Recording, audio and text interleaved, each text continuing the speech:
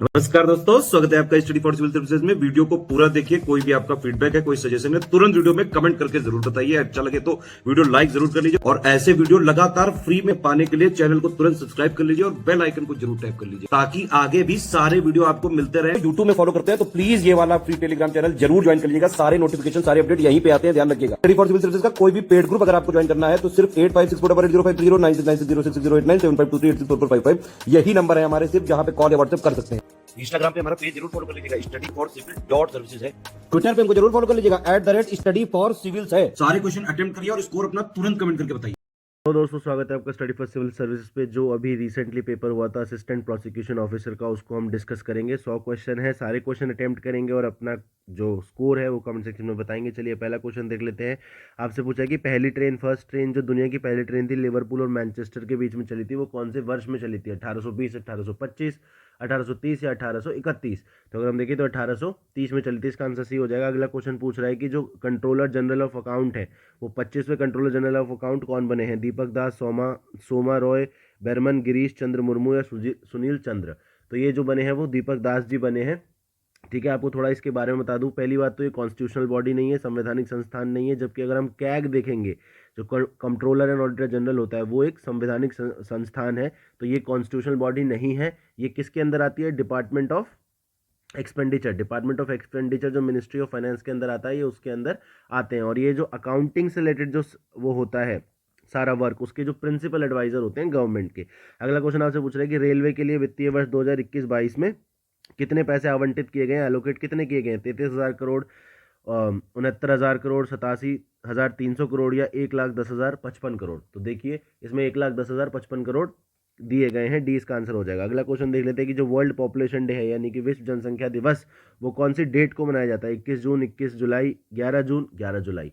तो अगर हम देखें तो ये 11 जुलाई को मनाया जाता है, डी। और ये क्योंकि 11 जुलाई को मनाया जाता है, तो जो लास्ट जो मनाया गया था वो 2021 में मनाया गया था, जिसका थीम मैं आपको बता देता हूँ। इसका थीम था impact of Covid pandemic on fertility. Impact of Covid pandemic, जो कोविड महामारी का जो फर्टिलिटी है, यानी कि जो रिप्रोडक्शन की जो कैपेबिलिटी है, उस पर क्या इम्पैक्ट है, ये इसका थीम था। अगला क्वेश्चन देख रहा है, बजट 2021-22 में आपसे बोला, मतलब ये प्रस्ताव दिया गया है कि जो पेंशनर्स हैं, जो सीनियर सिटीजन्स हैं, उनको रिटर्न अपना फाइल नहीं करना। जो आप ITR फाइल करते हैं TDS वगैरह क्लेम करने के लिए, वो फाइल नहीं करना। तो कितनी एज से ऊपर वालों को इसको फाइल नहीं करना है? 65, 70, 75, 80? तो अगर हम देखें तो ये 75 से ज़्यादा उम्र वालों को इसको फाइल नहीं करना है। नेक्स्ट आपसे पूछ रहा है कि आयुष्मान भारत स्कीम है, उसके CEO बनाए गए हैं, उनकी नियुक्ति हुई है। नए CEO का नाम आपको बताना है। MS आनंद, GK पिल्लाई, RS शर्मा या मुकुंदम मुकुंद काम शर्मा? तो ये जो है वो RS शर्मा बनाए गए हैं। आपको पता है जो आयुष्मान भारत स्कीम है, ये 25 सितंबर 2018 को लॉन्च की गई थी। इसमें दो इसके आपको वो मिलेंगे पार्ट्स। एक तो हेल्थ एंड वेलनेस सेंटर्स मिलेंगे, जहाँ पे होलिस्टिक हेल्थ केयर आपको दी जाएगी, ना कि केवल प्रिवेंटिव, बट आपको होलिस्टिक केयर दिया जाएगा वहाँ पे।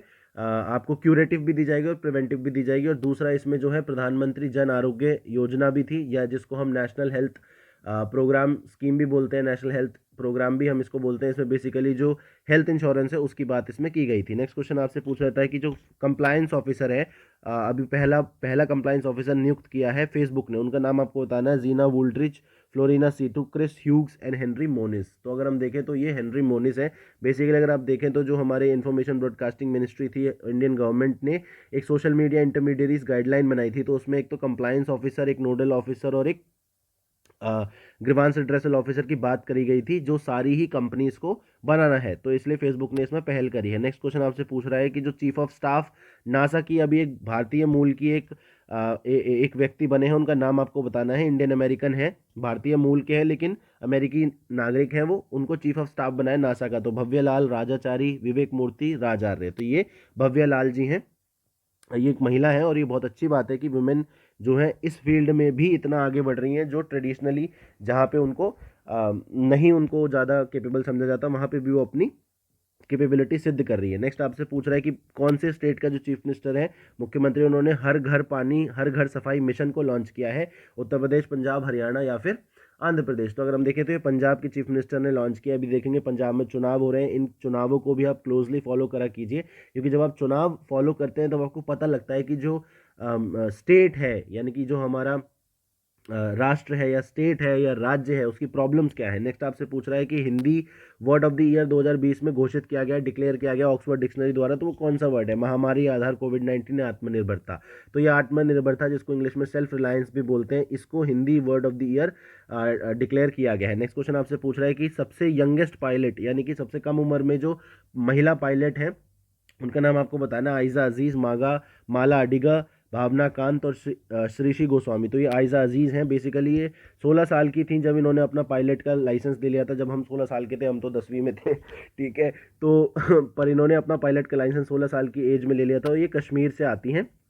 तो ये भी एक बड़ी इंपॉर्टेंट बात है कि कश्मीर भारत का एक ऐसा हिस्सा है जिसके बारे में बहुत सारे लोग ये समझते हैं कि वहाँ पे सिर्फ फंडामेंटलिज्म, वहाँ पे टेररिज्म और सेपरेटिज्म है, लेकिन वहाँ पे बहुत सारे अच्छे काम भी हो रहे हैं। यूपीएससी के एक टॉपर भी आते हैं कश्मीर से। नेक्स्ट आपसे पूछ रहा है कि ओलंपिक में 2000 में जो ओलंपिक हुआ था उसमें पहली महिला, भारतीय महिला थी जिन्होंने एक मेडल जीता था, उनका नाम आपको बताना है। कर्नम मालेश्वरी, मैरी कॉम, सानिया मिर्जा, पीवी सिंधु। तो ये कर्नम मालेश्वरी जी थी जिन्होंने भारोत्तोलक यानी कि वेट लिफ्टिंग में मेडल जीता था। मैरी कॉम कौन से खेल से रिलेटेड है, वो बॉक्सिंग से रिलेटेड है। पीवी सिंधु किससे हैं, वो बैडमिंटन से हैं।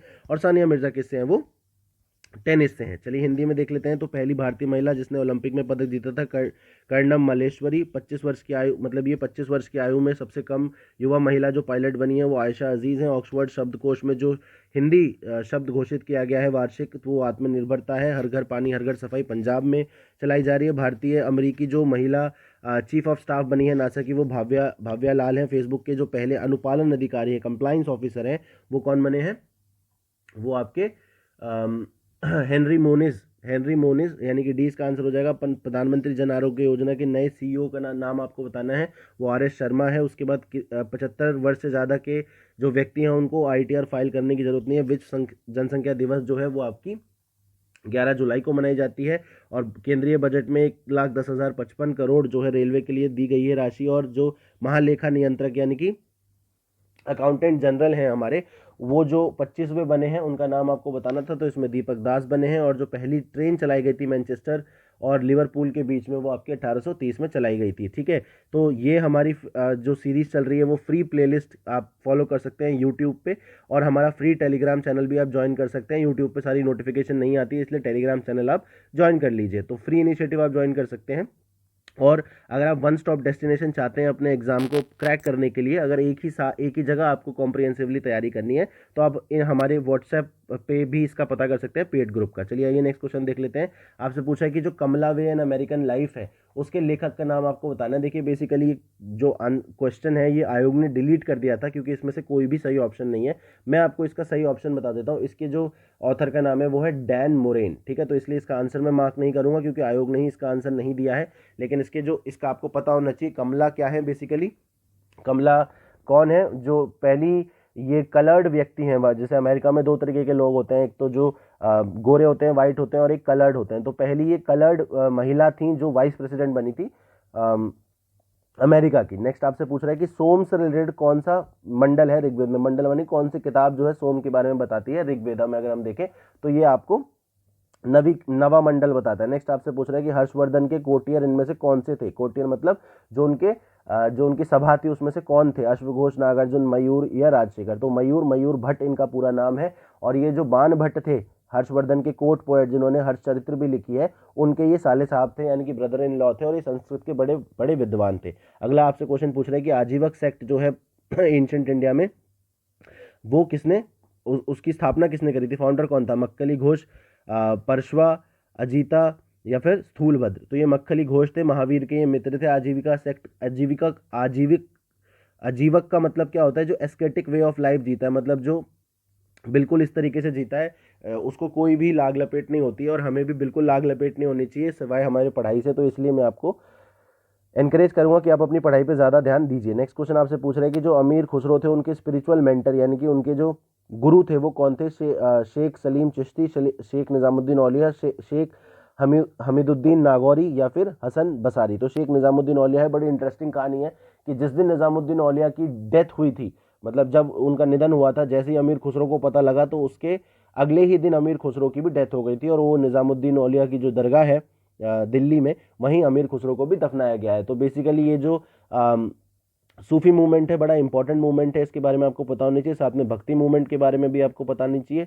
जो सूफी थे उसमें एक सिलसिला सिस्टम होता था, मतलब एक पीर और मुरीद, यानी कि पीर तो जो गुरु है और मुरीद यानी कि उसका जो शिष्य है, नाम से पता लग रहा है। तो इस तरीके से एक सिलसिला बनता था, यानी कि एक ऑर्डर बनता था। तो ये दोनों जो है शेख निजामुद्दीन औलिया जो है वो चिश्ती ऑर्डर से रिलेट करते थे। नेक्स्ट आपसे पूछ रहा है कि सुल्तान बनने से पहले कौन से इसमें से रूलर हैं जो कारा के गवर्नर भी रहे। इल्तुतमिश, जलालुद्दीन खिलजी, सिकंदर लोदी, अलाउद्दीन खिलजी। तो अलाउद्दीन खिलजी थे, ठीक है, जो कारा के गवर्नर भी रहे। नेक्स्ट आपसे पूछ रहा है कि आगरा का जो शहर है, टाउन है, उसकी फाउंडेशन यानी कि नींव किसने रखी थी? बाबर, अकबर, सिकंदर लोदी या आराम शाह? तो ये सिकंदर लोदी ने रखी थी, इसलिए इसका आंसर सी हो जाएगा। नेक्स्ट आपसे पूछ रहा है, यही क्वेश्चन दोबारा कल भी अगर आपने वीडियो देखा होगा तो हमने डिस्कस किया था, फॉरेस्ट रेंज ऑफिसर के पेपर में ये सेम क्वेश्चन आपसे पूछ लिया था। इसलिए हम अब PYQs देखने के लिए आपको प्रेरित कर रहे हैं, आपको एनकरेज कर रहे हैं, और इसलिए हम इसको बना भी रहे हैं, बड़ी मेहनत से बना रहे हैं, बहुत ही रिसर्च करके बना रहे हैं। तो आप फ्री, अगर इनिशिएटिव कोई ऐड नहीं आता हमारी वीडियोस पे, ये भी बहुत अच्छी बात है। तो आपकी पढ़ाई में कोई डिस्टर्बेंस हम बिल्कुल नहीं चाहते, तो आप हमारा फ्री इनिशिएटिव तो फॉलो कर ही लीजिए। और अगर कर सकते हैं, अगर आपको ऐसा लगता है कि वर्थ इट है, और तो आप हमारा पेड ग्रुप भी ज्वाइन कर सकते हैं। तो जो यहूदी जो मूल का जो वाइसरॉय था, इंडिया का जो वाइसरॉय थे, जो यहूदी मूल के थे, जूइश थे, वो लॉर्ड रीडिंग थे। अगला आपसे पूछ रहा है कि नेशनल रिवोल्ट डिक्लेयर किया था 1857 की जो क्रांति थी हाउस ऑफ कॉमन्स में, ब्रिटिश में हाउस ऑफ कॉमन्स और हाउस ऑफ लॉर्ड्स, यानी कि हाउस ऑफ कॉमन्स क्या होता है? वहाँ की लोकसभा, और हाउस ऑफ लॉर्ड्स क्या होता है? वहाँ की राज्यसभा। तो हाउस ऑफ कॉमन्स में किसने 1857 की क्रांति को नेशनल रिवोल्ट यानी कि राष्ट्रीय विद्रोह घोषित कर दिया था? लॉर्ड कैनिंग, मॉन्टेग्यू, डिज़राइली या TR होम्स? तो ये बेंजामिन डिज़राइली थे जिन्होंने इसको वो कर दिया था डिक्लेयर। तो अब 1857 की क्रांति के लिए काफ़ी सारे लोग इसको कहते हैं कि ये जो है जो सामंती परंपरा थी, सामंत जो लोग थे उनका एक विद्रोह था अंग्रेजी हुकूमत के खिलाफ। कोई कहता था ये वर्किंग क्लास मूवमेंट है, कोई कहता है ये नेशनल मूवमेंट है। तो ये अलग अलग इंटरप्रिटेशन है। आप मुझे बताइए, आपको क्या लगता है कि नेशनल रिवोल्ट था क्या एक्चुअली में? नेक्स्ट क्वेश्चन आपसे पूछ रहा है कि चंपारण सत्याग्रह 1917 में जो हुआ था, उसमें दिए हुए ऑप्शन में से कौन उससे रिलेटेड नहीं है? राजकुमार शुक्ल, राजेंद्र प्रसाद, संत राउत या स्वामी सहजानंद? इसका आंसर डी हो जाएगा, स्वामी सहजानंद इससे रिलेटेड नहीं है, ये यूपी किसान सभा से रिलेटेड है, यानी कि ये पीजेंट मूवमेंट से रिलेटेड है उत्तर प्रदेश में। नेक्स्ट आपसे पूछ रहा है कि इल्बर्ट बिल कंट्रोवर्सी जो हुई थी वो कौन से वाइसरॉय के अंडर हुई थी? इल्बर्ट बिल का मतलब ये था कि इंडियन जजेस जो है उनको ये अधिकार दे दिया गया था इल्बर्ट बिल के अंदर कि वो यूरोपियन सब्जेक्ट्स को भी जज कर सकते थे। लेकिन क्योंकि वे एक रेशियल डिस्क्रिमिनेशन होता था उस समय, रंग भेद होता था, तो इसलिए इस पर बड़ी कंट्रोवर्सी हो गई थी कि एक कलर वाला जज, यानी कि जिसकी स्किन काली है, वो एक गोरी स्किन वाले व्यक्ति को कैसे जज कर सकता है? तो आज भी अगर हम देखें तो ऐसी जो मूर्ता है वो हमें देखने को मिलती है। तो ये लॉर्ड रिपन के टाइम पे ये कंट्रोवर्सी हुई थी, इसका आंसर सी हो जाएगा। नेक्स्ट आपसे पूछ रहा है कि नेशनल लोकमान्य तिलक अवार्ड यानी कि राष्ट्रीय लोकमान्य तिलक अवार्ड 2021 में किसको दिया गया है? नागेश्वर रेड्डी, साइरस पूनावाला, NN पिल्लई या थॉमस विजयन? तो ये साइरस पूनावाला को दिया गया है। ये सीरम इंस्टीट्यूट ऑफ इंडिया जो है, जिन्होंने वैक्सीन इंडिया की वैक्सीन्स को भारत विश्व के पटल पर पहुंचाया है, वो उसके संस्थापक है, सीरम इंस्टीट्यूट ऑफ इंडिया, और वैक्सीन के ये बड़े ज्ञाता भी हैं। और लोकमान्य तिलक स्मारक ट्रस्ट जो पुणे में है वो ये अवार्ड देता है। चलिए हिंदी में देख लेते हैं। तो जो राष्ट्रीय लोकमान्य तिलक पुरस्कार है वो आपके साइरस पूनावाला को मिला है। एल्बर्ट बिल की जो विवाद है वो लॉर्ड रिपन के टाइम पे हुआ था। चंपारण सत्याग्रह से कौन रिलेटेड नहीं है? स्वामी सहजानंद रिलेटेड नहीं है। हाउस ऑफ कॉमन्स में 57 की क्रांति को राष्ट्रीय विद्रोह डिज़राइली ने घोषित किया था। यहूदी जो हमारे वाइसरॉय थे वो लॉर्ड रीडिंग थे। आगरा शहर की नींव जो है सिकंदर लोदी ने रखी थी। सबसे पहले जो वो कौन से थे जिन्होंने कारा के गवर्नर के टाइम पे भी के तौर पे भी काम किया था? वो अलाउद्दीन खिलजी थे। आध्यात्मिक गुरु जो अमीर खुसरो के थे वो शेख निजामुद्दीन औलिया थे। प्राचीन भारत में जो आजीवक सेक्टर वो मक्खली घोषाल ने बनाया था। हर्षवर्धन के दरबारी जो इसमें से थे वो मयूर थे, मयूर भट्ट इनका नाम है। ऋग्वेद में कौन जो मंडल सोम को समर्पित है वो नवा मंडल है। और जो Kamala the American way of life, इसके जो लेखक हैं वो कौन से हैं? डैन मोरेन, जो इसमें दिया नहीं हुआ है। चलिए नेक्स्ट क्वेश्चन देख लेते हैं। आपसे पूछ रहा है कि रेवोल्यूशनरीज के बारे में कौन से क्रांतिकारी जो थे क्लर्क थे देहरादून में, यानी कि चपरासी थे? VD सावरकर, लाला हरदयाल, रासबिहारी बोस या अजीत सिंह? तो रासबिहारी बोस इसका आंसर हो जाएगा सी। आप मुझे बताएंगे रासबिहारी बोस कौन से इंसिडेंट से रिलेट करते हैं, कौन सा इन्होंने ऐसा काम किया था जिसकी बाद ये फेमस हो गए थे? नेक्स्ट क्वेश्चन आपसे पूछ रहे हैं कि आंध्र भोज की उपाधि किसको दी गई है? सिमुका को, गौतमीपुत्र सतकर्णी को, कृष्णदेव राय को, किंग भोज को? तो एक कृष्णदेव राय को दी गई है, आंसर सी हो जाएगा। ये तुलुव डायनेस्टी के वंश शासक हैं और विजयनगर को इन्होंने अपनी चरम पावर पर पहुंचाया था, एकदम ऊपर तक खींच दिया था। और दिल्ली सल्तनत के पतन के बाद ही जो अगर हम देखें तो 14वीं-15वीं शताब्दी में अगर हम देखें तो कृष्णदेव राय और जो विजयनगर एम्पायर है जिसकी कैपिटल हम्पी है वो निकल के आता है, वो बनता है। तो 1509 से लेकर 1529 के बीच में ये जो है इन्होंने राज किया था। नेक्स्ट आपसे पूछ रहा है काकोरी कॉन्स्पिरेसी केस में किसको उम्र कैद की सजा हुई थी, यानी कि लाइफ सेंटेंस हुआ था? रोशनलाल बरिंद घोष, राजेंद्रनाथ लाहिरी या सचिंद्रनाथ सान्याल? तो ये सचिंद्रनाथ सान्याल को हुआ था। अब आपको पता होगा काकोरी कॉन्स्पिरेसी केस को क्या, इसका रिनेम क्या कर दिया है इसको, इसका नाम अब हो गया है काकोरी ट्रेन एक्शन। ठीक है, काकोरी ट्रेन एक्शन, ताकि हमारे जो रेवोल्यूशनरी है, हमारे क्रांतिकारी, उनको थोड़ी हम उनका जो कंट्रीब्यूशन है उसको हम अप्रिशिएट कर सके। नेक्स्ट आपसे पूछा है, ये भी क्वेश्चन हर पेपर में उत्तराखंड पीसीएस ने रिपीट किया है, इसलिए मैं आपसे बार बार कह रहा हूं कि आप ये जो प्लेलिस्ट है इसको बार बार देखिए। सेम क्वेश्चन रिपीट किए हुए हैं आपको, मतलब 30-40 क्वेश्चन तो सेम रिपीटेड मिल जाएंगे हर पेपर में। नेक्स्ट आपसे पूछा है कि संस्कृत कॉलेज बनारस में किसने किया था? वो जोनाथन डक्कन ने किया था। तो इसका आंसर हो जाएगा ए। अगला क्वेश्चन आपसे पूछ रहा है कि जो रेड क्लिफ की बाउंड्री है वो रेड क्लिफ की जो लाइन है वो इंडिया की बाउंड्री किससे बनाती है? चाइना, म्यांमार, नेपाल या पाकिस्तान? तो ये पाकिस्तान से बनाती है। जबकि पाकिस्तान और अफगानिस्तान की जो बाउंड्री है, या जो अनडिवाइडेड इंडिया था उसके अफगानिस्तान से बाउंड्री ड्यूरेंट लाइन बनाती है। मैकमोहन लाइन जो है वो चाइना से हमारी बाउंड्री बनाती है। नेक्स्ट क्वेश्चन आपसे पूछ रहा है कौन सी एक ट्रिब्यूटरी नहीं है गंगा की, इसमें से कौन सी ट्रिब्यूटरी नहीं है ये बताना है? सोन, बेतवा, गोमती, ये रामगंगा? तो इसकी जो ट्रिब्यूटरी नहीं है वो कौन सी नहीं है? बेतवा नहीं है, क्योंकि बेतवा किसकी ट्रिब्यूटरी है? यमुना की ट्रिब्यूटरी है। चलिए बी इसका आंसर हो जाएगा। अगला क्वेश्चन देख लेते हैं, कौन सा जो नेशनल पार्क है वो उत्तर प्रदेश में सिचुएटेड है? पूछा है कि स्थित है उत्तर प्रदेश में। काजीरंगा, दुधवा, कॉर्बेट या बांधवगढ़? तो ये दुधवा हो जाएगा, यूपी में है। काजीरंगा की बात करें तो असम में है, कॉर्बेट की बात करें तो उत्तराखंड में, और बांधवगढ़ की बात करें तो मध्य प्रदेश में। ये सारे ही जो नेशनल पार्क हैं अच्छी अच्छी जगहें हैं, आपको जाना चाहिए। हमारे लिए बायोलॉजिकल डाइवर्सिटी, हमारे भारत के लिए भी और हमारे समाज के लिए भी और हमारे फ्यूचर में आने वाली जनरेशंस के लिए भी ये बायोडाइवर्सिटी हमको इसको सेफ गार्ड करके रखना है, इसको सुरक्षित रखना है। इसलिए नेशनल पार्क्स का गठन होता है। आप मुझे बताइए भारत में टोटल कितने नेशनल पार्क है? ठीक है, टोटल आपको बताना है कितने नेशनल पार्क है। ये सारे क्वेश्चन जो पेरिफेरल मैं आपसे पूछ रहा हूँ इनको बहुत ध्यान से आपको सर्च करना है, क्योंकि मैं ऐसे ही नहीं पूछ रहा हूँ कोई भी क्वेश्चन। प्रीवियस ईयर पेपर्स में ये क्वेश्चन इस तरीके से पूछे जा चुके हैं, तभी मैं पूछ रहा हूँ। नेक्स्ट आपसे पूछ रहा है कि सबसे ज़्यादा डेंसली, मतलब सबसे ज़्यादा पॉपुलेशन पर स्क्वायर यूनिट ऑफ एरिया आपको कहाँ मिलेगी 2011 के सेंसस के हिसाब से? बंगाल, बिहार, उत्तर प्रदेश या पंजाब? तो ये आपको मिलेगी बिहार में। बी इसका आंसर हो जाएगा। नेक्स्ट आपसे पूछ रहा है कि सबसे लंबा जो स्पेल है, सबसे लंबा मानसून रेंज कहाँ सबसे ज़्यादा समय के लिए कहाँ होती है? केरल, वेस्ट बंगाल, महाराष्ट्र, उत्तराखंड? तो ये केरल में होती है, इसलिए इसका आंसर हो जाएगा। मानसून आपको पता है इंडिया में जो मेजर मानसून आता है वो साउथ वेस्ट मानसून आता है, लेकिन एक और जो मानसून आता है अक्टूबर नवंबर के बीच में वो नॉर्थ ईस्ट से भी आपकी तरफ मानसून आता है। जब साउथ वेस्ट से मानसून आता है तो उसकी दो ब्रांचेस होती हैं, एक अरेबियन सी ब्रांच होती है और एक west bay of Bengal branch होती है। ठीक है, तो नेक्स्ट क्वेश्चन हम देख लेते हैं। इसमें आपसे पूछा है कि नॉर्थ वेस्टर्न यानी कि उत्तर पश्चिम रेलवे का जो हेडक्वार्टर है, मुख्यालय, वो आपको कहाँ मिलेगा? अजमेर, बीकानेर, जयपुर, जोधपुर? तो ये जयपुर में आपको मिलेगा। नेक्स्ट आपसे पूछ रहा है सुभाष चंद्र बोस को सिविल सर्विसेज से उन्होंने कब उसको सिलेक्ट कर लिया था, मतलब कब उसमें उनका चयन हो गया था? 1917, 1920, 21, 22? तो 1920 में हो गया था। लेकिन मतलब आप देख रहे हैं कितने डेडिकेटेड और कितने क्लियर फोकस वाले लोग थे कि इन्होंने क्लियर सिर्फ इसलिए किया था क्योंकि इनके पिताजी की ये मनोकामना थी, अदरवाइज फिर इन्होंने छोड़ दिया था। हिंदी में देख लेते हैं, सुभाष चंद्र बोस ने सिविल सर्विसेज का एग्जाम 1920 में पास किया था। उत्तर पश्चिम रेलवे का जो मुख्यालय आपको जयपुर में मिलेगा। उसके बाद मानसून रेंज की जो सबसे लंबी अवधि होती है वो केरल में होती है। अधिक जन घनत्व वाला जो प्रदेश है भारत में 2011 के सेंसस के हिसाब से वो बिहार है। राष्ट्रीय पार्क जो उत्तर प्रदेश में है ये दुधवा राष्ट्रीय पार्क है। गंगा कौन सी नदी गंगा की सहायक नदी नहीं है, ट्रिब्यूटरी नहीं है, वो बेतवा है। उसके बाद रेड क्लिफ लाइन जो है भारत की जो सीमा है पाकिस्तान से अलग करती है, बताती है। बनारस संस्कृत कॉलेज जोनाथन डक्कन ने स्थापित किया था। और काकोरी षड्यंत्र में जो है जो उम्र कैद हुई थी वो आजीवन कारावास हुआ था, सचिंद्रनाथ सान्याल को हुआ था।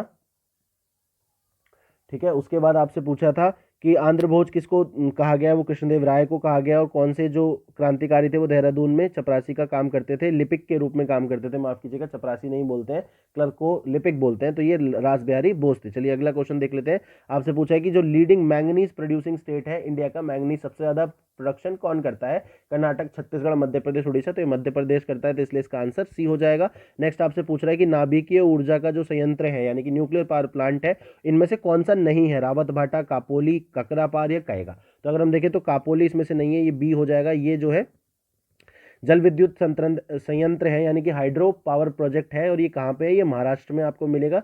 जबकि रावत भाटा आपको राजस्थान में मिलेगा, ककरापार आपको गुजरात में मिलेगा, और कहेगा आपको कर्नाटक में मिलेगा। न्यूक्लियर पावर स्टेशन की अगर मैं बात करूं तो इंडिया का एक न्यूक्लियर प्रोग्राम है न्यूक्लियर प्रोग्राम इंडिया का जो है 3 स्टेज न्यूक्लियर प्रोग्राम है, इसके बारे में आपको पता होना चाहिए। ये क्वेश्चन पूछ लिया जाता है, यूपीएससी में भी इसके बारे में पूछ लिया जाता है। और जो होमी जहांगीर बाबा थे, ये हमारे न्यूक्लियर प्रोग्राम के जनक थे, बड़े ही बहुत ही सही लोग थे। अगर आपको आपके पास टाइम हो तो रॉकेट बॉयज़ नाम से एक सीरीज़ आती है, रॉकेट बॉयज़ नाम से एक सीरीज़ आई हुई है, आई थिंक सोनी लिव पे आई है, तो वो आप उसको देख सकते हैं। बहुत ही एजुकेटिव जो है वो सीरीज मुझे तो लगी, आप भी बताइएगा आपको कैसी लगी। अगला क्वेश्चन देख लेते हैं कि सिल्क टेक्सटाइल यानी कि कपड़े, सिल्क के कपड़े के लिए कौन सा इसमें से दी हुई जगहों में से कौन सी जगह फेमस नहीं है, यानी कि अहमदाबाद, मैसूर, श्रीनगर या रत्नागिरी। तो रत्नागिरी की तो आम फेमस है, आपको पता है हाफूस आम निकलते हैं रत्नागिरी से, तो ये रत्नागिरी इसका आंसर हो जाएगा। नेक्स्ट आपसे पूछ रहा है कि जो बागनाथ टेम्पल है बागेश्वर में, वो कौन सी 2 नदियों के संगम पे यानी कि कन्फ्लुएंस पे स्थित है, सरयू गोमती, सरयू पनार, सरयू रामगंगा कोशी और गौला। तो अगर हम देखें तो सरयू और गोमती के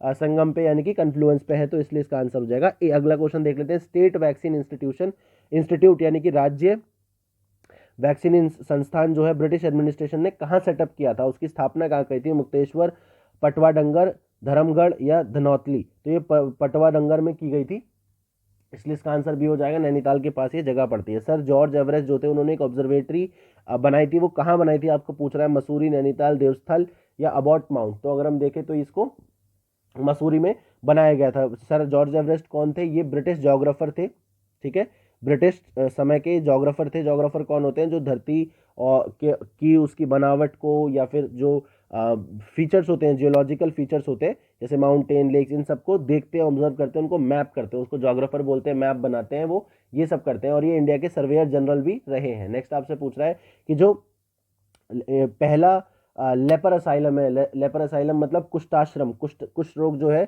आपने देखा होगा कि जो स्किन पे यानी कि त्वचा पे एक बीमारी होती है, उसको कुष्ठ रोग बोलते हैं। तो पूछ रहा है कि ब्रिटिश कुमाऊं के अंदर पहला लेपर असाइलम कहाँ बना था, पिथौरागढ़, लोहाघाट, अल्मोड़ा, देहरादून। तो ये कहाँ बना था,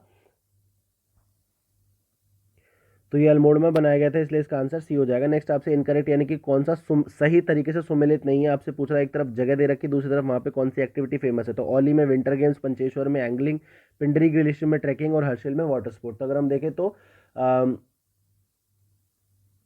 अगर हम इसमें देखें तो हर्षिल जो है करेक्टली इनकरेक्टली मैच्ड है, ये हर्षिल में वाटर स्पोर्ट नहीं होते। नेक्स्ट आपसे पूछ रहा है कि दगूला जो है एक ऑर्नामेंट है यानी कि एक गहना है, उसको कहाँ पहना जाता है, कौन से पार्ट में पहना जाता है। उत्तराखंड में पहना जाता है, ये पॉपुलर है, लेकिन कौन बॉडी के कौन से पार्ट में, गर्दन में यानी कि नेक में, फुट में यानी कि पैर में, रिस्ट यानी कि कलाई में, वेस्ट यानी कि कमर में। तो ये रिस्ट में पहना जाता है, कंगन के आकार का इस प्रकार का कुछ, ये कड़ूला जिसे हम कहते हैं, इस प्रकार का कुछ होता है, इसको इसमें हाथ में पहना जाता है, रिस्ट में पहना जाता है, कलाई में। नेक्स्ट आपसे पूछ रहा है गुरुद्वारा जो कि उत्तराखंड में लोकेटेड नहीं है, पौंटा साहिब, रीठा साहिब, नानक मट्ठा या हेमकुंड साहिब। अगर हम देखें तो ये पौंटा साहिब है, क्योंकि ये हिमाचल प्रदेश में लोकेटेड है, जबकि रीठा साहिब की अगर हम बात करें तो चंपावत में आपको मिल जाएगा, नानक मट्टा की बात करें तो उधम सिंह नगर में आपको मिल जाएगा, और हेमकुंड साहिब की बात करें तो चमोली डिस्ट्रिक्ट में मिल जाएगा। ये सारे गुरुद्वारे जो हैं बड़े ही अच्छी जगह पे हैं, बड़े ही प्रिस्टीन लोकेशंस पे हैं, तो एग्जाम क्रैक करने के बाद जाइएगा जरूर। अगला क्वेश्चन आपसे पूछ रहा है कि इनमें से कौन सी जो क्रॉप है यानी कि कौन सी एक फसल है जो खारिफ सीजन में नहीं ग्रो की जाती, नहीं उगाई जाती। तो बार्ले, मस्टर्ड, बाजरा, राइस, मेज, ज्वार और ज्वार राइस। तो अगर हम देखें तो बार्ले और मस्टर्ड जो है रबी सीजन में उगाई जाती है, यानी कि ठंड में इसको उगाया जाता है। सरसों अगर आप देखेंगे तो सरसों के खेत आपको ठंड में दिसंबर, नवंबर, जनवरी में लहलाते हुए दिखेंगे, ठीक है। नेक्स्ट हिंदी में देख लेते हैं, जो खारिफ मौसम है, खारिफ का मतलब क्या होता है, रेनी सीजन, जब बारिश हो रही होती है, जून, जुलाई, अगस्त, सितंबर, ये खारिफ सीजन होता है। तो इसमें जौ एवं सरसों नहीं उगाई जाती। गुरुद्वारा जो उत्तराखंड में स्थित नहीं है, और पौंटा साहिब नहीं है क्योंकि वो हिमाचल प्रदेश में है। धागुला जो है वो आपको कलाई में पहना जाता है, जो सही तरीके से सुमेलित नहीं है, वो हर्षिल नहीं है, डी इसका आंसर। ब्रिटिश कुमाऊं में जो कुष्ठाश्रम बनाया था वो अल्मोड़ा में बनाया था। सर जॉर्ज एवरेस्ट जो है उनकी जो वेधशाला थी वो मसूरी में उन्होंने बनाई थी मसूरी में उन्होंने बनाई थी। जो स्टेट वैक्सीन यानी कि राजकीय रक्षालय संस्थान है ब्रिटिश प्रशासन का, वो आपको कहाँ मिलेगा, पटवा डंगर में मिलेगा, माफ कीजिएगा। नेक्स्ट आपसे पूछ रहा है कि 2 नदियों के संगम पे बागेश्वर में बागनाथ मंदिर है, वो कौन सी नदियां हैं, सरयू तथा गोमती है वो। केंद्र रेशम वस्त्र जो है, तो कौन सा इसमें से रेशम वस्त्र का केंद्र नहीं है, तो रत्नागिरी नहीं है, क्योंकि वहाँ से मीठे मीठे आम आते हैं, आपको भी पसंद है, मुझे भी पसंद है। अणु विद्युत शक्ति अगर हम बात करें तो उसका जो ग्रह नहीं है वो खोपोली नहीं है। नेक्स्ट आपसे सर्वाधिक उत्पादक करने वाला राज्य मैंगनीज का अगर हम देखें तो वो कौन सा है, वो आपको मध्य प्रदेश मिलेगा। अगला क्वेश्चन देख लेते हैं, आपसे पूछा है कि आपको ब्रिटिश कुमाऊं के जो कमिश्नर्स थे यानी कि आयुक्त थे उनको सीक्वेंस में लगाना है, पहले कौन आया बाद में कौन आया। तो सबसे पहले गार्डनर आए, फिर ट्रायल आए, फिर लशिंगटन आए, फिर बैटन आए, इसलिए इसका आंसर डी हो जाएगा। अगला क्वेश्चन देख लेते हैं। विप्रलब्धा नायिका एक पेंटिंग है, वो गढ़वाल स्कूल की पेंटिंग है, तो वो किसने बनाई थी? हरदास, मूलाराम, मंगतराम, ज्वालाराम। तो ये मौलाराम ने या मूलाराम ने बनाई थी, इसलिए इसका आंसर बी हो जाएगा। जो गढ़वाल स्कूल ऑफ पेंटिंग है, जब हम देखेंगे रीजनल पेंटिंग्स की जब हम बात करते हैं, स्थानीय जब पेंटिंग कलाओं की हम जब बात करते हैं, तो उसमें गढ़वाल स्कूल भी आता है और बहुत सारे पहाड़ी स्कूल पेंटिंग का ये पार्ट है, राजस्थानी भी आता है। तो जब मुगल अगर हम बात करें, जब मुगल स्कूल ऑफ पेंटिंग जो है मिनिएचर पेंटिंग जिसे हम बोलते हैं, जब उसका पतन होने लगा तो जो मुगल आर्टिस्ट थे वो इधर उधर अलग अलग जगहों पर जाने लगे और जो स्थानीय शासक थे उन्होंने एक स्थानीय स्कूल को सपोर्ट किया, उन पेंटर्स को सपोर्ट करके स्थानीय जो कलाएं हैं उनका विकास हुआ। नेक्स्ट आपसे पूछ रहा है कि फर्स्ट सैनाटोरियम जो ट्यूबरक्लोसिस के लिए कुमाऊं में खोला गया, कहाँ खोला गया? कुमाऊं में, अल्मोड़ा, भवाली, गेतिया या पिथौरागढ़। तो अगर हम बात करें तो ये भवाली में खोला गया है, इसका आंसर भी हो जाएगा। नेक्स्ट आपसे पूछ रहा है कि कतरमल टेम्पल जो है कौन से देवता का मंदिर है? विष्णु, सन या शिव या गणेश। तो अगर हम देखें तो ये सन यानी कि सूर्य से रिलेटेड है, ठीक है। और ये अल्मोड़ा डिस्ट्रिक्ट में आपको मिलेगा, अल्मोड़ा डिस्ट्रिक्ट में आपको ये मिलेगा। और 9th सेंचुरी का ये 9वीं शताब्दी का। कभी कभार क्या होता है कि आपको मंदिर दे देते हैं और आपको पूछा है सबसे पहला कौन सा बना है, सबसे बाद में कौन सा बना है। तो आपको किसी भी मंदिर का जब आप पढ़ते हैं तो आपको क्या पता होना चाहिए कि कौन से रूलर्स ने यानी कि कौन सी डायनेस्टी ने उसको बनाया था, कौन सा ईयर था, मतलब कौन सी सेंचुरी थी उसको जब वो बनाया था, उसकी डीटी क्या है, ठीक है, और उसका स्टाइल क्या है। जैसे टेम्पल आर्किटेक्चर के बारे में बताऊं तो एक तो आपका नगर स्टाइल होता है जो नॉर्थ इंडिया में होता है, उसके बाद एक द्रविड़ स्टाइल होता है जो साउथ इंडिया में होता है, उसके बाद एक वैशारा स्टाइल होता है जो नगर और द्रविड़ का कन्फ्लुएंस होता है, ये कर्नाटका के रीजन में होता है। उसके बाद नगर में भी सब स्कूल है, अगर हम देखें तो खजुराहो का एक सब स्कूल है, उड़ीसा का एक सब स्कूल है, बंगाल का एक सब स्कूल है। इस तरीके से आपको पता होने चाहिए। चलिए नेक्स्ट क्वेश्चन देख लेते हैं। पूछ रहा है कि कौन सी जनजाति जो उत्तराखंड में पाई नहीं जाती? थारू, बुक्सा, भील, जौसरी। तो भील नहीं पाई जाती, भील जो है मध्य प्रदेश में आपको ज्यादातर करके मिलेंगे। नेक्स्ट आपसे पूछ रहा है, एक तरफ अनुसूचित जनजाति दे रखी है, दूसरी तरफ कौन सी तहसील में आपको इनको सही मिलाना है? तो शौका, खातिमा में, जौसारी में, धारचूला, राजी, चक्राता और थारू जो है वो दीदी घाट में आपको मिलेगी। तो अगर हम देखें तो इसका आंसर हो जाएगा डी, यानी कि जो शौका है वो आपको धारचूला में मिलेगी, जौसारी आपको चक्राता में मिलेगी, राजी जो आपको दीदी हाथ में मिलेगी और थारू जो आपको खातिमा में मिलेगी। नेक्स्ट आपसे पूछ रहा है इनकरेक्ट, यानी कि जो सही तरीके से सुमिलित नहीं है। एक तरफ आपको चर्च दे रखे हैं और दूसरी तरफ आपको जगह दे रखी है। तो Burden memorial church Almora, Saint John's in Wilderness Nainital, Saint Bonaventure's church Mussoorie और इग्नाटियस माइकल्स चर्च रानीखेत। तो इनकरेक्टली जो इसमें से मैच्ड है वो सी है। क्यों? क्योंकि ये मसूरी में नहीं मिलेगा, ये बेसिकली महाराष्ट्र में है, ये तो उत्तराखंड में है भी नहीं। तो इसमें देख लेते हैं सही तरीके से जो सुमिलित नहीं था हिंदी में जो चर्च आपको दे रखे थे तो वो सी है, क्योंकि ये महाराष्ट्र में है। उसके बाद अनुसूचित जनजाति और तहसीलों में जो सही क्रम में सही इसको मैच करना था वो डी हमने मैच किया। उसके बाद उत्तराखंड की जो जनजाति नहीं है वो भील जनजाति नहीं है। और जो कटारमल जो मंदिर है वो सूर्य देवता के लिए है। रोग आश्रम, शय रोग आश्रम जो है वो आपका अल्मोड़ा में बनाया गया है, माफ कीजिएगा भवाली में बनाया गया है। 20 का आंसर हो जाएगा। विप्रलब्ध जो नायिका है वो किसने लिखी बनाई है? पेंटिंग है, मौलाराम ने बनाई है। और जो ब्रिटिश कुमाऊं के कमिश्नर यानी कि आयुक्तों का अगर हम सही क्रम देखें तो वो ये हो जाएगा। चलिए नेक्स्ट क्वेश्चन देख लेते हैं। आपसे पूछ रहा है कि उत्तराखंड की पहली महिला का नाम आपको बताना है जो स्वतंत्रता के जो संघर्ष था उसके समय उनको जेल हुई थी यानी कि इम्प्रिजन किया गया था। तो वो कुंती वर्मा है। इनका जो जनपद है, अगर हम मतलब इनका जो अगर हम जिला बात करें तो ये अल्मोड़ा जिले से आते हैं, अल्मोड़ा का एरिया से आते हैं। नेक्स्ट आपसे पूछ रहा है कि कौन से जो पेड़ है, ट्रीज है उत्तराखंड में लोअर एल्टीट्यूड पे मतलब नीचे की तरफ उगते हैं? तो वो साल के पेड़ है, इसलिए इसका आंसर सी हो जाएगा। नेक्स्ट आपको हाइड्रो पावर प्रोजेक्ट एक तरफ दे रखे हैं यानी कि जहाँ पे नदियों से पानी से ऊर्जा प्रोड्यूस की जाती है, और दूसरी तरफ आपको उनके रिवर्स बता रखे हैं। तो विष्णुप्रयाग, अलकनंदा, बनबासा, यमुना, चीला, गंगा और टहरी, भागीरथी। इनकरेक्टली आपको मैच करना है यानी कि सुमेलित जो सही तरीके से नहीं है। तो ये बनबासा है क्योंकि वो यमुना नदी पे नहीं है, ये शारदा नदी पे है, ठीक है। तो इस तरीके से आपको पता होना चाहिए क्योंकि जो इलेक्ट्रिक हाइड्रो पावर प्लांट है, हाइड्रो इलेक्ट्रिक पावर प्लांट है, ये इंपॉर्टेंट पार्ट है किसका? रिन्यूएबल सोर्स ऑफ एनर्जी का। और आपको पता है अभी जो COP26 हुई थी हमारी ग्लासगो स्कॉटलैंड में, वहाँ पे हमने पंचामृत गोल्स को सेट किया था और बोला था कि हम 50% की जो एनर्जी है 2030 तक भारत के लिए वो हम रिन्यूएबल एनर्जी से लाएंगे। हालांकि बहुत आर्डुअस टास्क है, जैसे यूपीएससी और उत्तराखंड पीसीएस और पीसीएस निकालना एक बहुत ही आर्डुअस टास्क है, वैसे ये भी एक बहुत आर्डुअस टास्क है। नेक्स्ट आपसे पूछ रहा है कि पहली मैग्नेसाइट की फैक्ट्री उत्तराखंड में कहाँ लगाई गई है? रामगढ़, गंगोली हाट में, चंबा में या जिरोली में, तो ये जिरोली में लगाइए, डी इसका आंसर हो जाएगा। इनकरेक्टली या सही तरीके से सुमेलित कौन सा नहीं है, एक तरफ आपको नेशनल पार्क दे रखे हैं और दूसरी तरफ आपको डिस्ट्रिक्ट, राजाजी उत्तरकाशी में, कॉर्बेट पौड़ी नैनीताल में, नंदौर नैनीताल में, नंदा देवी नेशनल पार्क चमोली में। तो ये पहला इसमें से सही तरीके से सुमेलित नहीं है क्योंकि उत्तरकाशी में नहीं है, ये 3 डिस्ट्रिक्ट्स में फैला हुआ है। पहला है हरिद्वार, दूसरा है देहरादून और तीसरा है पौड़ी गढ़वाल। ठीक है, तो इसलिए इसका आंसर ये हो जाएगा। नेक्स्ट आपसे पूछ रहा है कि नंदा राज यात्रा जो है वो कितने साल के बाद होती है। जैसे कुंभ होता है ना 12 साल के बाद, 6 साल के बाद, तो ऐसी नंदा राज यात्रा यात्रा भी बोल सकते हैं। तो कितने साल के बाद होती है, 6, 8, 10, 12, तो वो 12 साल के बाद होती है। 3 वीक का यानी कि 3 सप्ताह ये यात्रा चलती है और चमोली गढ़वाल में इसको मनाया जाता है।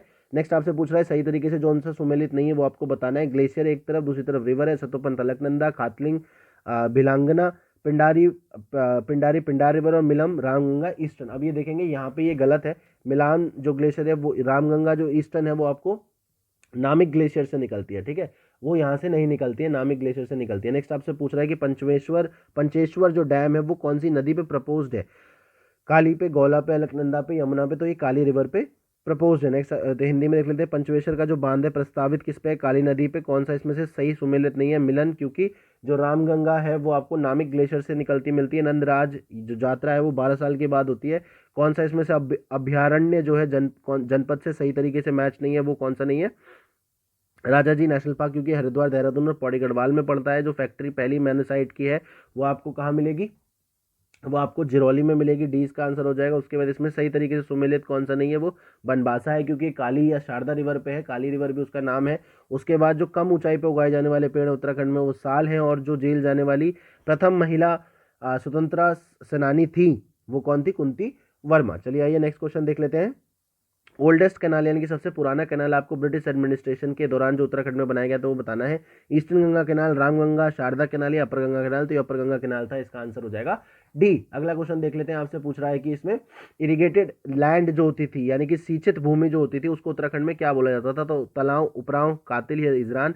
तो ये तलाव बोला जाता है ए इसको, और उपराव किसको बोला जाता था, अनइरिगेटेड जो अनसिंचित भूमि थी जिसको इरिगेट नहीं किया जाता था उसको बी उपराव बोला जाता है। नेक्स्ट आपसे पूछ रहा है ये जो सॉइल के टाइप हैं जैसे कुरिंजी, पलाज, ये सब आपको संगम एज में क्या क्या बोलते थे, किस लैंड को, वो भी पता होना चाहिए। मुगल शासन काल में क्या बोलते थे वो भी पता होना चाहिए, और उत्तराखंड की तो आपको पता होनी ही चाहिए। नेक्स्ट आपसे सही तरीके से सुमेलित जो नहीं है वो पूछ रहा है। एक तरफ आपको लेक दे रखे हैं, दूसरी तरफ आपको यानी कि झील दे रखे हैं, और डिस्ट्रिक्ट डोडीताल उत्तरकाशी, रूपकुंड चमोली, शामला ताल नैनीताल और तारक ताल अल्मोड़ा।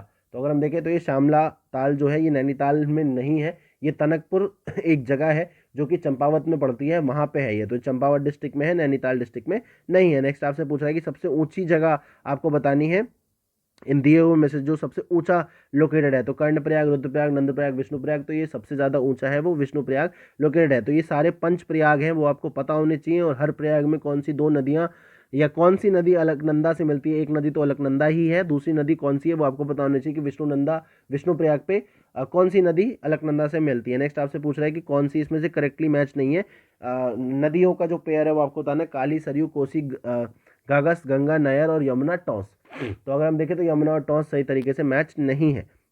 अगला क्वेश्चन आपसे पूछ रहा है कि कौन सी जो नदी है वो ओरिजिनेट नहीं होती है, जो ग्लेशियर होता है यानी कि हिमनद होता है उससे कौन सा जो रिवर है नहीं निकलती है, रामगंगा ईस्ट, रामगंगा वेस्ट, गौरी, भागीरथी। तो अगर आप देखेंगे तो रामगंगा वेस्ट की जो रिवर है वो नहीं निकलती क्योंकि वो धूतातोली जो हिल्स है, पर्वत श्रृंखला है, वहाँ से वो निकलती है, इसलिए इसका आंसर भी हो जाएगा। अगला देख लेते हैं। ज्ञानपीठ अवार्ड उत्तराखंड के किस लिटरेटर को मिला है, मतलब जो साहित्यकार है किसको मिला है, तो सुमित्रा नंदन पंत जी को मिला था ये, इसका आंसर भी हो जाएगा। और ये भारत का जो है हाईएस्ट लिटरेरी अवार्ड है यानी कि सबसे ऊंचा, जैसे हाईएस्ट सिविलियन अवार्ड हमारे यहाँ क्या है, भारत रत्न है, ऐसी हाईएस्ट लिटरेरी अवार्ड साहित्य पुरस्कार जो है वो ज्ञानपीठ अवार्ड है। इसमें 11 लाख रुपए मिलते हैं, साथ में एक साइटेशन मिलता है और साथ में एक सरस्वती जी की ब्रॉन्ज की यानी कि कांसे की आपको एक मूर्ति मिलती है, और ये सिर्फ और सिर्फ भारतीयों के लिए दिया जाता है। इसलिए अगर आप में से भी कोई बहुत अच्छा लिखता है तो आप अपना यूट्यूब चैनल चला सकते हैं, चाहे हमको भी आप भेज सकते हैं ताकि हम भी पढ़ के उसको थोड़ा सा मजा ले सकें। नेक्स्ट आपसे पूछ रहा है कि wild life institute of India जो है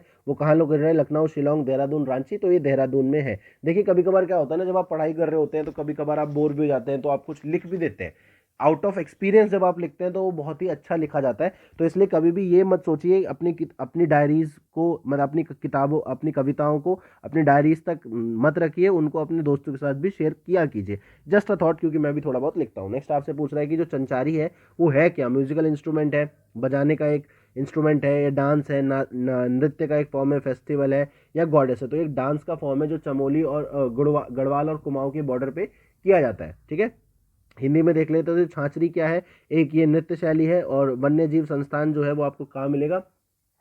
वो आपको मिलेगा देहरादून में। उसके बाद साहित्यकारों में से किसको ज्ञानपीठ अवार्ड मिला है? उत्तराखंड के सुमित्रा नंदन पंत जी हैं।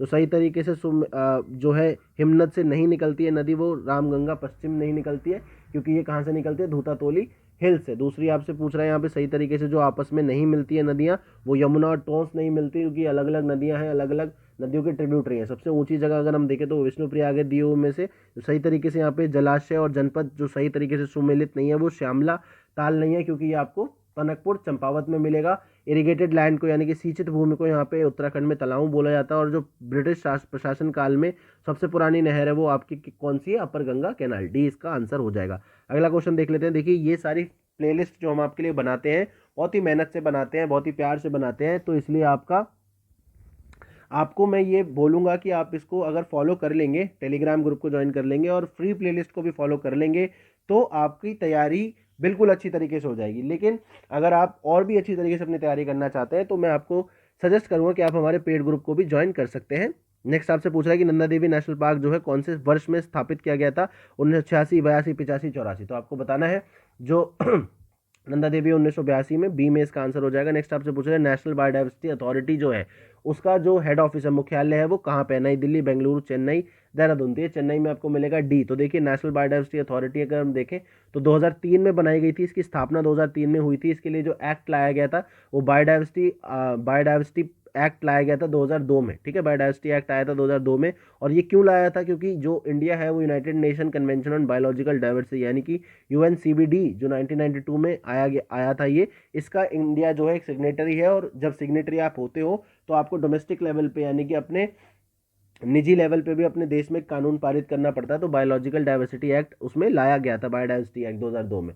ठीक है, तो इसके अंतर्गत 3 बॉडीज बनी है। एक नेशनल बायोडाइवर्सिटी अथॉरिटी बनी है, स्टेट बायोडाइवर्सिटी बोर्ड्स बने हैं, और लोकल लेवल पे बायोडाइवर्सिटी मैनेजमेंट कमिटीज भी बनाई गई हैं। इस तरीके से आपको पता होना चाहिए। वन हॉर्न राइनो यानी कि एक सींग वाले गेंडा जो है वो उसका जो प्राकृतिक घर है, नेचुरल होम है, वो आपको कहाँ मिलेगा? काजीरंगा, सुंदरबन, कॉर्बेट या Kanha national park.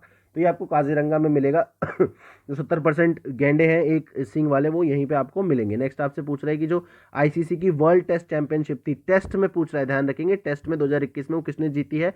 Bharat, New Zealand, Australia, England. तो ये न्यूजीलैंड ने जीती है, इसका आंसर भी हो जाएगा। नेक्स्ट आपसे पूछ रहा है कि उस टेनिस प्लेयर का नाम बताना है जिसने एक ही ग्रैंड स्लैम इवेंट में, ग्रैंड स्लैम इवेंट बहुत बड़े इवेंट होते हैं टेनिस के, उसमें एक ही इवेंट में उसको 11 बार जीता है। तो Pete Sampras, Roger Federer, Novak जोकोविच और राफेल नडाल। तो ये राफेल नडाल है, द लेजेंडरी राफेल नडाल। अगर आप टेनिस फॉलो करते हैं तो आपको पता होगा। नेक्स्ट क्वेश्चन, नहीं फॉलो करते तो भी आपको पता होना चाहिए, क्योंकि स्पोर्ट्स एक बहुत इंपॉर्टेंट पार्ट है आपकी प्रिपरेशन का। नेक्स्ट आपसे पूछ रहा है कि पहली वुमेन हॉकी प्लेयर आपको महिला बतानी है जिसने ओलंपिक में हैट्रिक ली थी।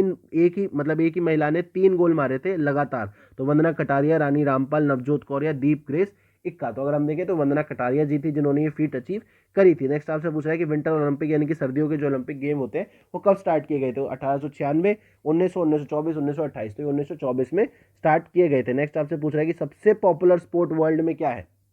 तो फुटबॉल है। हाँ जी बिल्कुल, जो भारतीय हैं उनको जब थोड़ा धक्का जरूर लगता है जब ये सुनते हैं कि सबसे पॉपुलर स्पोर्ट उनके प्रिय क्रिकेट के अलावा भी कुछ हो सकता है, लेकिन ये सही बात है, फुटबॉल सबसे ज़्यादा पॉपुलर स्पोर्ट है। लेकिन भारत में अगर हम देखेंगे तो क्रिकेट है। चलिए नेक्स्ट आपसे पूछ रहा है कि केदारनाथ में जो बाढ़ आई थी 2013 में, वो कौन सी नदी में फ्लैश फ्लड आए थे उससे आई थी? तो यमुना, कोसी, भागीरथी, मंदाकिनी। तो मंदाकिनी में फ्लैश फ्लड हुए थे, उसकी वजह से हुई थी। हिंदी में देख लेते, केदारनाथ की जो आपदा थी वो मंदाकिनी नदी में फ्लैश फ्लड की वजह से या कि आकस्मिक बाढ़ की वजह से हुआ था।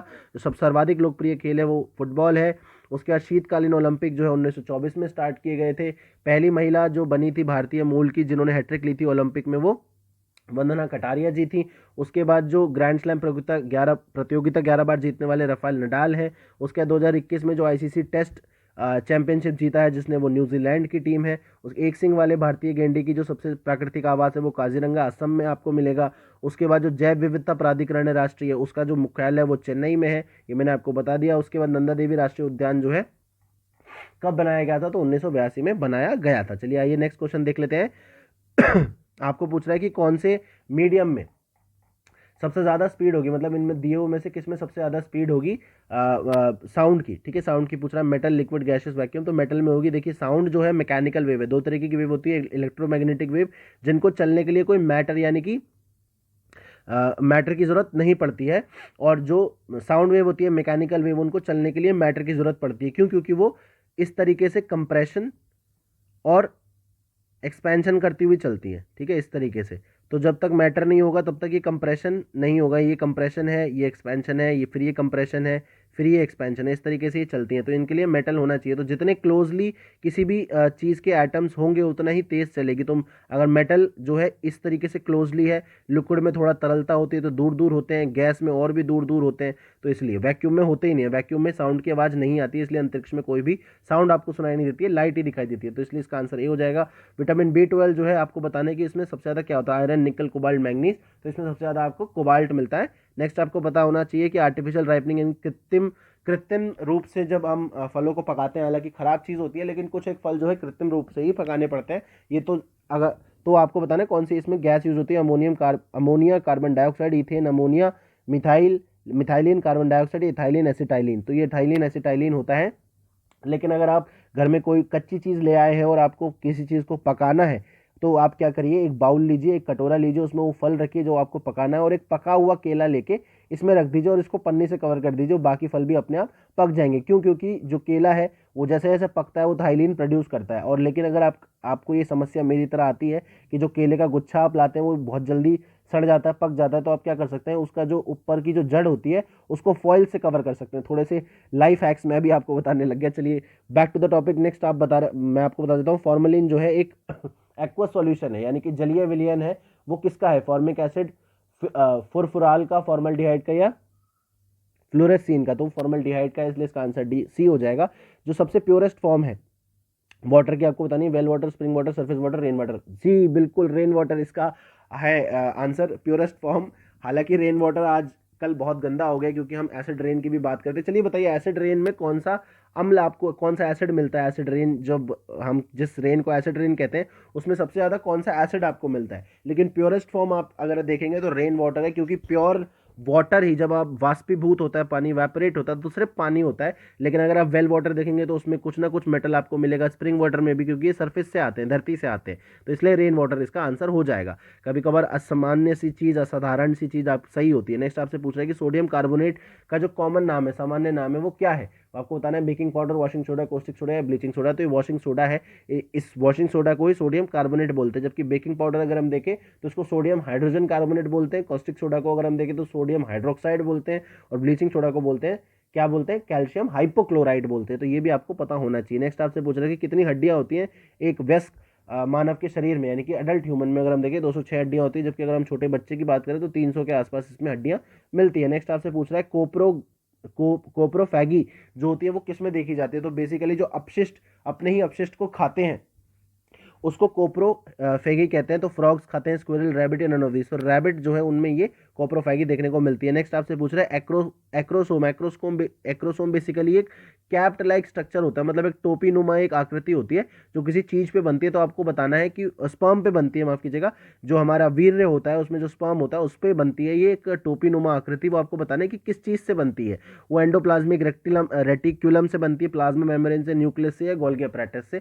तो गोल्गी अपैरेटस से बनती है, इसका आंसर डी हो जाएगा। ये मैथ का क्वेश्चन है, हमारे अधिकार क्षेत्र से बाहर है। हिंदी में देख लेते हैं सारी चीजें। तो किस माध्यम में ध्वनि की चाल सबसे तेज होती है? वो धातु में होती है। विटामिन बी में सबसे ज्यादा क्या होता है? कोबाल्ट होता है। कृत्रिम रूप से फलों को पकाने के लिए एथिलीन और एसिटिलीन गैस यूज होती है। फॉर्मलिन जो है जलीय विलयन है, किसका? फॉर्मल्डिहाइड का।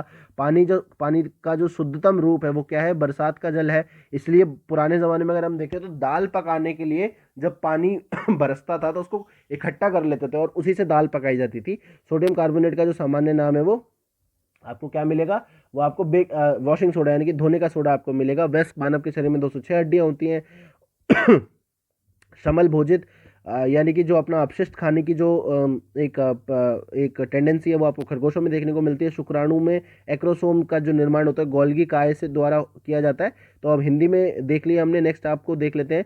लास्ट सेट ऑफ क्वेश्चन से आपसे पूछ रहा है कि पहले मिड टर्म इलेक्शन यानी कि मध्यावधि चुनाव जो हुए थे वो कब हुए थे? 67 में, 71 में, 77 में, 80 में, 71 में हो गए थे। उस समय पॉलिटिकल इंस्टेबिलिटी काफ़ी चल रही थी, कांग्रेस में भी स्प्लिट हो चुका था। नेक्स्ट आपसे पूछ रहा है कि कौन सा उच्च न्यायालय है जिसका जुरिस्डिक्शन अधिकार से सबसे ज़्यादा बड़ा है? तो बॉम्बे का है, इलाहाबाद का है, कलकत्ता का है, गुवाहाटी का। तो गुवाहाटी का जो उच्च न्यायालय है उसका अधिकार क्षेत्र सबसे बड़ा है, क्योंकि उसमें असम, नागालैंड, मिजोरम और अरुणाचल प्रदेश ये सब आते हैं। नेक्स्ट आपसे पूछ रहा है कि पंचायत राज किस सूची में बिलोंग करता है, किस लिस्ट में आता है? शेड्यूल 7 में हमें कुछ लिस्ट दे रखी है जहाँ पे अलग अलग सेपरेशन ऑफ पावर की हम जो बात करते हैं, फेडरलिज्म की जब हम बात करते हैं, तो वहाँ पे क्या होता है कि केंद्र और राज्य को अलग अलग सूचियाँ बना रखी होती है। तो रेसिडुअरी कंकरेंट यूनियन स्टेट, तो ये राज्य सूची में है, स्टेट लिस्ट में है। नेक्स्ट आपसे पूछा कि जो छठा शेड्यूल है, 6 शेड्यूल है, वो किस पे अप्लाई नहीं होता? मेघालय, त्रिपुरा, गोवा, मिजोरम। तो वो गोवा पे अप्लाई नहीं होता। मेघालय, त्रिपुरा और मिजोरम के साथ साथ असम पे भी वो अप्लाई होता है। इसमें होता क्या है, जो हमारी शेड्यूल ट्राइब्स है यानी कि ट्राइबल जो हमारा कल्चर है, कल्चरल डाइवर्सिटी है, और उनका जो विलयन यानी कि उनका इंटीग्रेशन मेन स्ट्रीम में नहीं हो पाया है, तो उसको बचाने के लिए, मतलब उनकी जो डाइवर्सिटी है, उनके जो कल्चर प्रैक्टिसेस है, उनको बचाने के लिए हम उनको ऑटोनॉमस डिस्ट्रिक्ट्स बना के देते हैं। यानी कि वो अपना ही वो लॉ बनाते हैं, अपने ही तरीके से वो जस्टिस वहाँ पे करते हैं। लेकिन जनरल एडमिनिस्ट्रेशन के लिए IAS IPS ऑफिसर्स भी वहाँ पे होते हैं, लेकिन जनरली अगर आप देखें आप तो उनकी खुद के रूल्स वहाँ पे चलते हैं। तो मेघालय, त्रिपुरा और मिजोरम के साथ असम भी आपको 6 शेड्यूल में मिलेगा। नेक्स्ट आपसे पूछ रहा है कि भारत के कौन से राष्ट्रपति को अनअपोज्ड यानी कि बिना उनके खिलाफ कोई लड़े हुए उनको चुन लिया गया था? तो ये नीलम संजीवा रेड्डी थे। सी इसका आंसर हो जाएगा। अगला क्वेश्चन आपसे पूछ लेता है कि जो 73वां संवैधानिक संशोधन है वो कौन से डायरेक्टिव को लाता है इफेक्ट में? तो आर्टिकल 40 को लाता है, क्योंकि इसमें पंचायत की बात करी गई थी। नेक्स्ट आपसे पूछ रहा है कि पहले उप प्रधानमंत्री डेप्यूटी प्राइम मिनिस्टर कौन थे भारत के? RN शुक्ला, सरदार वल्लभ भाई पटेल, गुलजारी लाल नंदा या VR गिल? तो वो सरदार वल्लभ भाई पटेल थे, लौह पुरुष जिनको कहा जाता है। आपको भी इसी तरीके से सख्त बने रहना है, जैसा सख्त लौंडा आपको बने रहना है, ठीक है? क्योंकि जब तक आप सख्त नहीं बनेंगे तब तक ये पढ़ाई आपके दिमाग पे हावी हो सकती है, तो इसलिए वो नहीं होने देना। नेक्स्ट आपसे पूछ रहा है कि एक अगर व्यक्ति को अरेस्ट कर लिया जाए, उसको कितनी देर के अंदर मजिस्ट्रेट के अंदर पहुंचाना पड़ता है? तो 24 घंटे के अंदर। आपने फिल्मों में देखा होगा कि आपको 24 घंटे के अंदर आपने पहुंचाना था, कि आपने पहुंचाया या नहीं पहुंचाया? आपने देखा होगा सूर्यवंशी का जो सीन है मूवी का। नेक्स्ट आपसे देख लेते हैं जो कंट्रोलर एंड ऑडिटर जनरल है, उनकी आपको अवधि बतानी है, कितने अवधि के लिए, उनका टर्म कितना होता है? 6 साल, 5 साल, 4 साल, 3 साल। तो 6 साल का होता है। आर्टिकल 148 में इनके बारे में बताया गया है। ये ऑडिट्स बेसिकली करते हैं फाइनेंशियल फेडरलिज्म के लिए, ये बहुत ही इंपॉर्टेंट बॉडी है। नेक्स्ट आपसे पूछ रहा है कि ATM सर्विस जो ऑटोमेटिक टेलर मशीन सर्विस है, जिससे आप पैसे निकालते हैं बहुत सारे, वो कब स्टार्ट की गई थी भारत में? 1985, 87, 91, 96। तो 1987 में वो स्टार्ट की गई थी, इसलिए इसका आंसर भी हो जाएगा। नेक्स्ट आपसे पूछ रहा है कि जो 8वां शेड्यूल है हमारा, उसमें संविधान का, उसमें कौन सी लैंग्वेज नहीं है? पर्शियन, संस्कृत, कश्मीरी, नेपाली। तो पर्शियन यानी कि फारसी उसमें नहीं है। हिंदी में देख लेते हैं। यहाँ से पूछ रहा है कि जो 8वीं अनुसूची है उसमें कौन सी लैंग्वेज नहीं है? फारसी नहीं है। ATM जो सेवा है 1987 में स्टार्ट की गई थी। भारत के जो नियंत्रक एवं महालेखा परीक्षक होते हैं उनका कार्यकाल जो है 6 साल का होता है। गिरफ्तार व्यक्ति को 24 घंटे के अंदर मजिस्ट्रेट के सामने प्रस्तुत करना पड़ता है। पहले उप प्रधानमंत्री भारत के सरदार वल्लभ भाई पटेल थे। 73वां संविधान संशोधन जो है अनुच्छेद 40 की बातों को, जो नीति निर्देश में बताया हुआ है, उसको लेके आता है। एकमात्र राष्ट्रपति जो निर्विरोध निर्वाचित हुए थे वो नीलम संजीवा रेड्डी थे।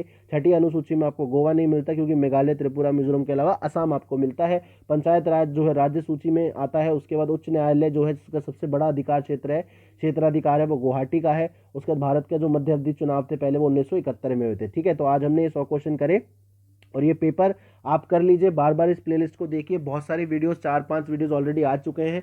जो हमारा प्राइवेट सेक्रेटरी का पेपर था, फॉरेन रेंज ऑफिसर का पेपर था, या और भी जो 2016-12 के पेपर थे, वो भी हम आपको अपलोड कर चुके हैं। तो प्लेलिस्ट प्लीज़ आप फॉलो कर लीजिए, सब्सक्राइब कर लीजिए हमारे चैनल को।